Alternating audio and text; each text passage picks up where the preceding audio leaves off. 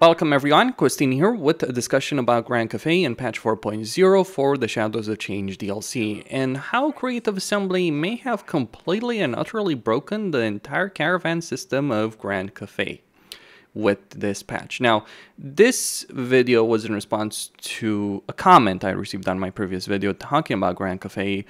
Specifically, something I noted in that video that in Realms of Chaos, Miao Ying has to wait 3 turns before she can select the compass. That is only the case in Realms of Chaos. In Immortal Empires, you can select the compass right away. So there's no advantage that Yuan Bo gets versus Miao Ying or Xiao Ming in that respect, because being able to select the compass from turn 1 as opposed to turn 4 is a pretty substantial advantage.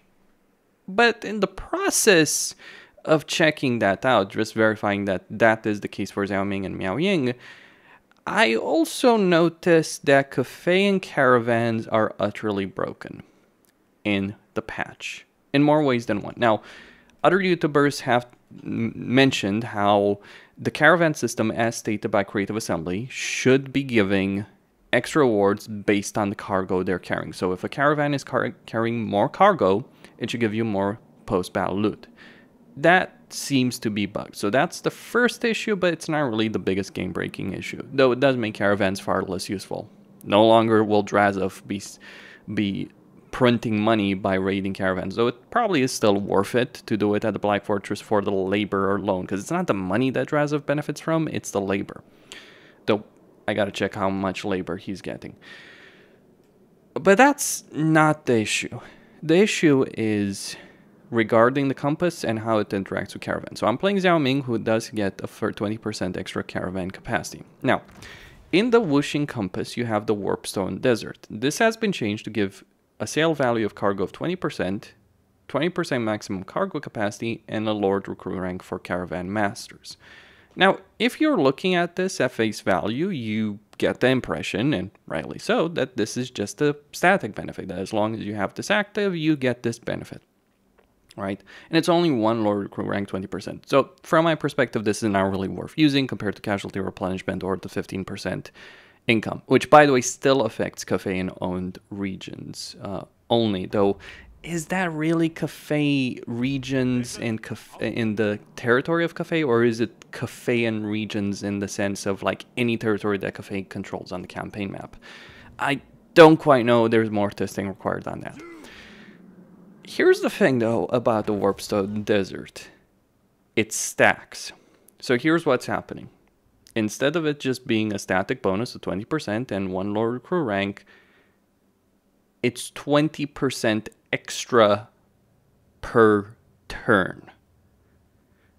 Let me give you an idea of how ridiculous this is. I've had this on from the very beginning of my campaign. Now, it doesn't seem to happen every turn, but it happens with enough frequency that it is an issue. So if I were to recruit a caravan from a brand new caravan, my caravan masters are rank 11. Fresh caravan masters. There's not research that I have that improves it. There's no landmark or anything like that. It is literally down to the Warpstone Desert that this is happening.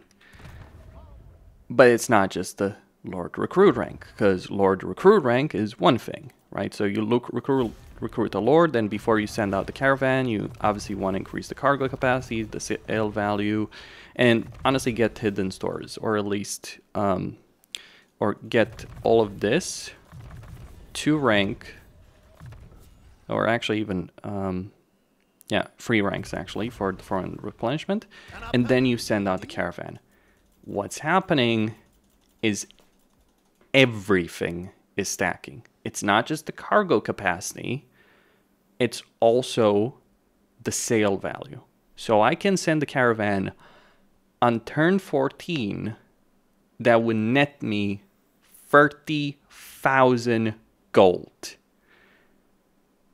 And this will keep stacking again and again. Another viewer pointed out that someone that was streaming the Yuan Bo's campaign, I think it was, but someone who was playing Cathay with the patch that has early access was able to get over 100k gold.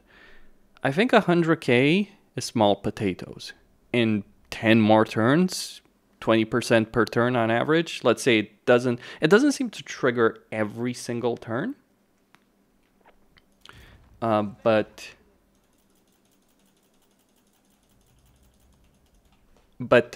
if we're starting to look at 20%, let's say every 14 turns, 200% every 14 turns, you can do the math. You're looking at making such a biblical amount of money that I think the Dark Elves, High Elves, and Elfarian in particular. Remember Elfarian's cheese in Warhammer 2 where we could make infinite money by abusing the AI mechanics? This is on that level. In fact, it might very well surpass it. So I can send it to the Frozen Landing in 6 turns. It would give me 25,000. But here's the thing. The extra sale value is going to keep increasing while the caravan is in transit. So by the time it actually arrives, it probably is going to be over 30k easily. And that's in the Frozen Landing. If I send it to Marienburg, you're looking at over 40k by the time it actually arrives. That caravan that I literally just recruited. So again, no landmarks, no research for that particular purpose, nothing. And this is not even counting Jan Bo's caravan capacity, because Jan Bo can declare commercial districts, which increase the sale of cargo value for, I think it's Yang buildings. No, it's actually Yin buildings that do that, the Yin economic building. So you end up in a situation where it might be possible to make potentially in a single turn, in a single caravan, like hundreds of thousands of gold. I think I was wrong about Cathay all along. It's not just a mediocre faction. It might just be the most overpowered faction in the entire game. Step aside, Grimgore. I'm going to run with 40 armies. Forget Orion's cheese. No, this is on a different level altogether of ridiculousness. And yes, it is a bug. Now, I've mainly talked about the bigger issues. I haven't really talked about the bugs, because the bugs I've noticed, there are issues, but nothing like game breaking. This is game breaking, and this needs to be fixed. Like, don't get me wrong, I would be as big of a fan as any of having overpowered caravans for Cathay, but this is ridiculous for Cathay in every sense. And it also means that the compass choice is like, well, why would you choose anything else? Because you wouldn't want to stop using the Warpstone Desert, because that's when I imagine the stacking buff of sale of value of cargo, maximum cargo capacity, lower crew rank would fall off if you stopped it. Need to do more testing, I imagine, on that subject, but right now it is absurd. Like, sending a caravan in turn 14 that gives you 30k, that's broken enough. Going into the hundreds of thousands, as I imagine this could do, that is insane.